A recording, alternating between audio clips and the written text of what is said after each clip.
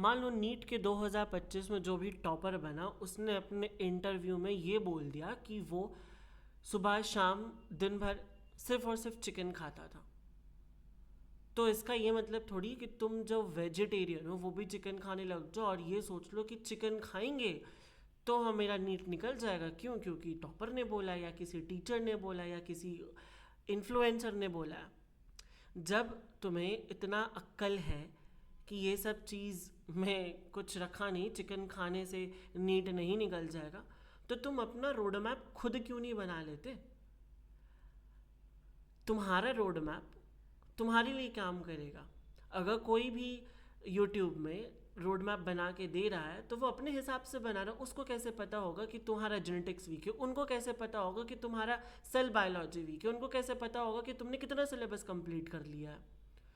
तो road map बनाओ खुद से। मेहनत करोगे ना नीट निकलेगा। कॉपी करते रहोगे तो नीट कभी नहीं निकलेगा। इस वीडियो में मैं तुम्हें आज रोड मैप बनाना सिखा रहा हूँ। एक टीचर का काम सिर्फ स्पून फीडिंग नहीं होता है। एक टीचर का काम होता है कि वो अपने बच्चे को सेल्फ इंडिपेंडेंट बनाए। तुम्हें किसी की रोड मैप की ज़रूरत नहीं पड़ेगी। ये वीडियो देखने के बाद तुम खुद ये वीडियो देखने के बाद बैठो और अपना रोड मैप खुद बनाओ। अगर तुम्हें रोड मैप बनाने में कोई दिक्कत हुई हो तो मुझसे कांटेक्ट कर लेना। आगे बढ़ते सबसे पहले स्टेप 1 में एनसीईआरटी के नॉलेज को एनालाइज करो कि तुमने कितना पढ़ रखा है एनसीईआरटी। अगर तुम ड्रॉपर हो तो तुम्हें पता होगा कि तुमने पिछले साल पढ़ा है कि नहीं पढ़ा है, तुम्हारा कौन सा चैप्टर वीक है, कौन सा चैप्टर स्ट्रांग है। अगर तुम्हें ये भी नहीं समझ में आ रहा सर कैसे देखा जाए कि कौन सा चैप्टर स्ट्रांग है कौन सा चैप्टर वीक है, तुमने कुछ तो पढ़ाई की होगी। 2025 का पेपर तुमने दिया, पढ़ाई की होगी। उठा लो फुल मॉक टेस्ट आज के आज, लगा लो सारे पेपर्स।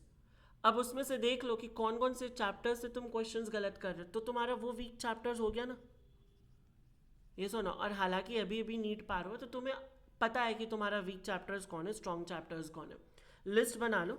जो भी वीक चैप्टर्स है उसको ग्रीन कॉलम में रख लो या ग्रीन कलर से लिख लो, येलो में रख लो जो मीडियम है, और जो रेड है उसको वीक में रख लो। अब ना तुम दूसरा बात क्या होगा कि तुम्हारे पास अब ना चैप्टर्स की लिस्ट आ गई कि मेरा ये चैप्टर स्ट्रॉन्ग है, ये वीक है, ये मीडियम है। अब स्टेप 2 में ये करो कि तुम अपने नंबर ऑफ चैप्टर्स को काउंट करो, नंबर ऑफ डेज को काउंट करो। जो तुम्हारा वीक चैप्टर्स है ना उसको तुम्हें ज़्यादा दिन देना, ये तो तुम्हें पता ही होगा। अब मान लो किसी का सेल साइकिल वीक है, क्वेश्चन ही नहीं बनते सेल साइकिल से, तुम अच्छे से उसको 15 दिन डेडिकेट कर दो। कैसे नहीं बनेगा? रोज़ पढ़ो ना, रोज़ पढ़ो सेल साइकिल, 2 घंटा रोज़ पढ़ो। तुम ऐसे रोड मैप बनाओगे ये सुनो कि हाँ ट्यूसडे से लेके अगले ट्यूसडे तक मुझे सेल साइकिल पढ़ना ही पढ़ना है। फिर सर आप बोल रहे हो कि बाकी के चैप्टर्स क्या करेंगे? अरे अगर सेल के को 2 घंटा दे रहे हो तो 1 घंटा तुम अपना स्ट्रॉन्ग चैप्टर को दे दो ना। मान लो तुम्हारा जेनेटिक्स बहुत स्ट्रांग है, 1 घंटा दे दो, फटाफट से रिवाइज कर लो, 10 क्वेश्चन लगा लो। अगले दिन मान लो तुम्हारा ह्यूमन हेल्थ एंड डिजीज बहुत स्ट्रांग है, उसको रिवाइज करके क्वेश्चन लगा लो। तो तुम्हारा जो वीक चैप्टर्स है वो भी खत्म होते जाएगा, कवर अप होते जाएगा उस 15 दिन में। और उस 15 दिन में तुम अपने स्ट्रॉन्ग चैप्टर्स को कितना बार रिवाइज कर लोगे, राइट? और देखो जो वीक चैप्टर्स है ना वो ऐसा मत सोचो कि आज एक वीक में हम पूरी ऑर्गेनिक खत्म कर देंगे, एक वीक में पूरी बायो खत्म कर देंगे। नहीं बच्चों, एक वीक में जो तुम्हारा वीक चैप्टर्स है उसको 2 से 3 रखो, ज़्यादा नहीं रखना। अभी टाइम है तुम्हारे पास, ये फ्रीक्वेंसी से चल सकते हो तुम। प्लस जो तुम्हारा स्ट्रॉन्ग चैप्टर्स है उसको तो तुम रिवाइज करते ही जाओगे, है ना। और बच्चों मॉक टेस्ट बहुत ज़रूरी है। एक दिन डिसाइड करो, संडे, पूरी दुनिया संडे को मॉक टेस्ट देती, तुम भी दे दो, कोई दिक्कत नहीं, 2 से 5 मॉक टेस्ट दे दो, है ना, नीट के टाइम पे ही दे दो। अब ऐसा ज़रूरी नहीं कि मान लो तुम्हारा संडे को कुछ कमिटमेंट है। मान लो सपोज तुम्हें संडे को तुम बैडमिंटन खेलने जाते हो, तुम स्विमिंग क्लास करने जाते हो, छोड़ दो उसको, नहीं हमें तो संडे को ही मॉक टेस्ट देना। अरे वीक में और भी दिन है, उसमें मॉक टेस्ट दे लो, 2 से 5 दे लो। टाइम ही का मतलब है ना, दिन का तो मतलब नहीं है। टाइम है, 2 से 5 दे लो, तुम्हें मन है इतना तो। लेकिन वीक में एक दिन मॉक टेस्ट बहुत ज़रूरी है। जो ड्रॉपर्स होंगे ना उनको ये बात समझ में आ रहा होगा, जो फ्रेशर्स हैं वो भी इन चीज़ को देखें और अपने हिसाब से अपना रोड मैप बनाए। डेली टारगेट सेट करो, है ना। ऐसा नहीं करना है कि स्ट्रिक्ट टाइम टेबल बहुत बना दिए कि 9 बजे एकदम उठ जाना है। हालांकि 9 बजे तो मैं बहुत लेट ही बोल रहा हूँ। तुम लोग टाइम टेबल क्या बनाते हो, 4:30 बजे उठ जाऊँगा, उसके बाद फिर 5 बजे नहा लूँगा, फिर 5:15 में खाना खा लूँगा। अरे ऐसा टाइम टेबल होता है क्या? नहीं होता ना। बहुत सारी चीज़ें ऐसी होती है, जैसे मान लो तुम घर पे हो, तो घर पे हो तब मान लो तुम 4 बजे पढ़ने बैठो, उस 4 बजे तुम्हारे घर पे गेस्ट आ गया, मिलने तो जाना पड़ता है ना, शक्ल तो दिखाना पड़ता। तो ऐसे टाइम टेबल नहीं बनता। टाइम टेबल बनाना ही नहीं है तुम्हें, तुम सिर्फ दिन में ये रखो कि सर मुझे आज ह्यूमन हेल्थ एंड डिजीज़ का एनसीईआरटी का 5 पेज रिवाइज करना है या पढ़ना है। मुझे आज करंट इलेक्ट्रिसिटी का ड्रिफ्ट करंट का कंसेप्ट पढ़नी है, उसके क्वेश्चन सॉल्व करने हैं। मुझे आज ऑर्गेनिक केमिस्ट्री में GOC1 कंप्लीट करना है। GOC1 तो बहुत ही बड़ा टॉपिक हो गया। मान लो ऑर्गेनिक केमिस्ट्री में तुम्हें रेजोनेंस आज कंप्लीट करना और इसके क्वेश्चंस लगाने हैं। ये बनता है टाइम टेबल, ये होता है डेली टारगेट्स, ठीक है। और एक्शनेबल टास्क पे ही फोकस करो। ऐसा नहीं कि तुमने कुछ बोल दिया कि सर आज ना मैंने ट्राई किया 100 क्वेश्चंस बनाने का ऑर्गेनिक। क्या कर लोगे एक दिन में 100 क्वेश्चंस बना के? हैं, नहीं होगा सिलेक्शन ऐसे, राइट। आगे आ जाओ। स्टेप 4 क्या है तुम्हारा? संडे को रिवीजन प्लस टेस्ट देना ही देना है। पास्ट चैप्टर्स को रिवाइज ज़रूर करना बच्चों, और वीक एरियाज को एनालाइज ज़रूर करना। ये 3 चीज़ तुम्हें एक एवरेज इंसान से, पता है, टॉपर बना सकता है। समझे इस बात को? देखो, हर टॉपर जो है ना, वो भी कभी एवरेज बच्चा हुआ करता था। ये सुनो, पैदाइशी टॉपर कोई नहीं होता है। टॉपर और एवरेज बच्चों में सिर्फ एक चीज़ का फ़र्क होता है, that is revision, consistency and analysis of weak areas. ये 3 चीज़ अगर तुम कर लिए, देखो तुम्हारा नंबर ज़रूर आएगा। बहुत बच्चे रो रहे हैं कि 2025 में ना पेपर टफ आया था, लेकिन लोगों का नीट निकलेगा बच्चों, है ना।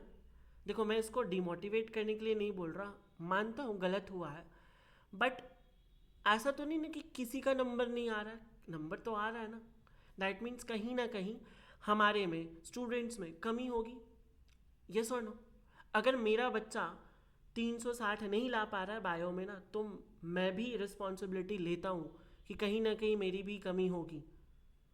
तो उन कमी को एनालाइज करने का टाइम है, उन कमी को इम्प्रूव करने का टाइम है। और 2026 का पेपर कैसा आएगा, नो वन नोज। मैं शुरू से हमेशा बोलते रहता हूँ, पेपर को कोई प्रिडिक्ट नहीं कर सकता।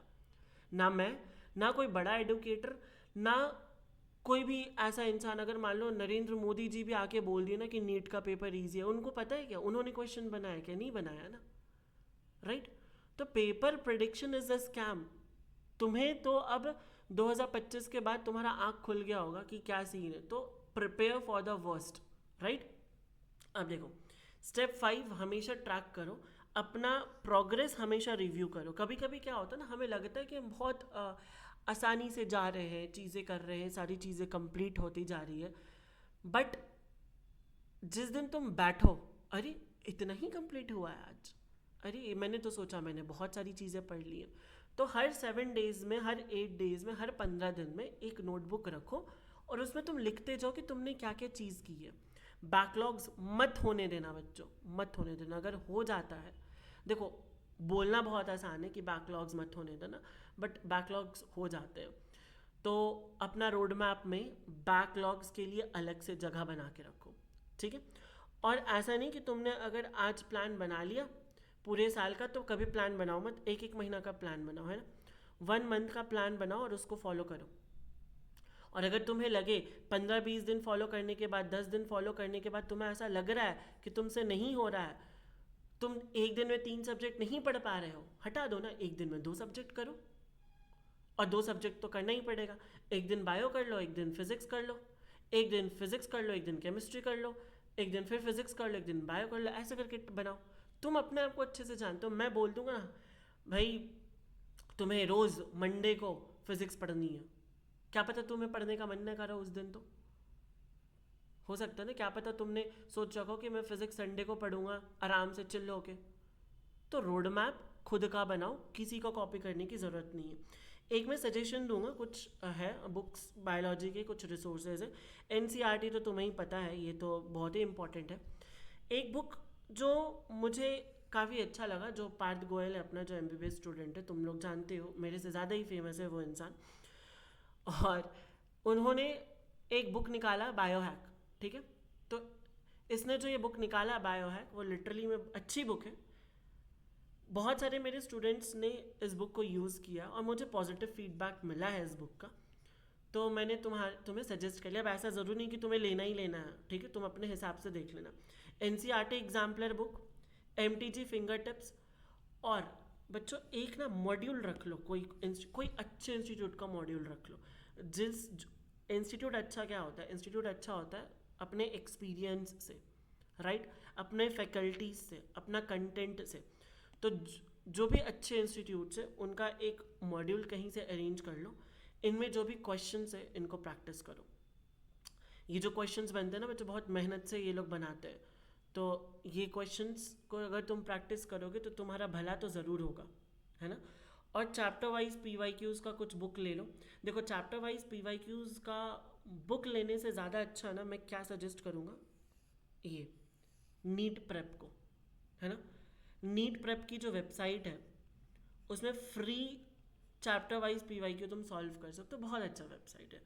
उन्होंने प्रॉपरली अरेंज करके चीज़ों को रखा है, फ्री है ये भी।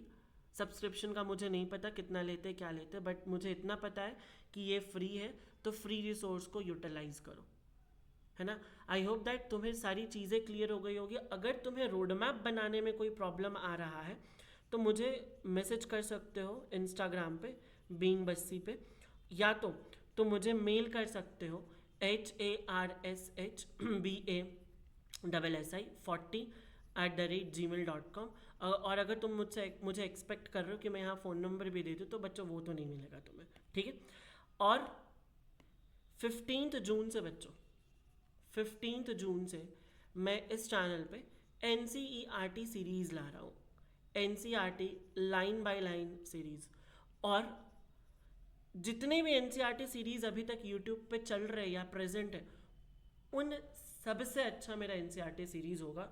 तो अगर तुम चाहते हो कि ये NCERT सीरीज़ अटेंड करना, इस चैनल को सब्सक्राइब करके रख लो, ठीक है।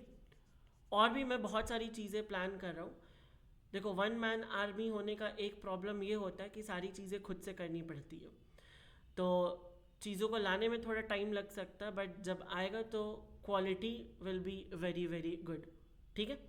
सब्सक्राइब करो और शेयर करो अपने उन दोस्तों के साथ, और अगर तुम्हें किसी भी बात का कन्फ्यूजन है तो मुझे कांटेक्ट कर सकते हो, ठीक है। Till then bye bye everyone. जो भी डिसीजन लेना, मैं हमेशा बोलता हूँ अपने लिए जो भी डिसीजन लेना है आँख खोल के लो, किसी से इन्फ्लुएंस होके नहीं लेना है, ठीक है। चलो बाय एवरीवन, सी यू।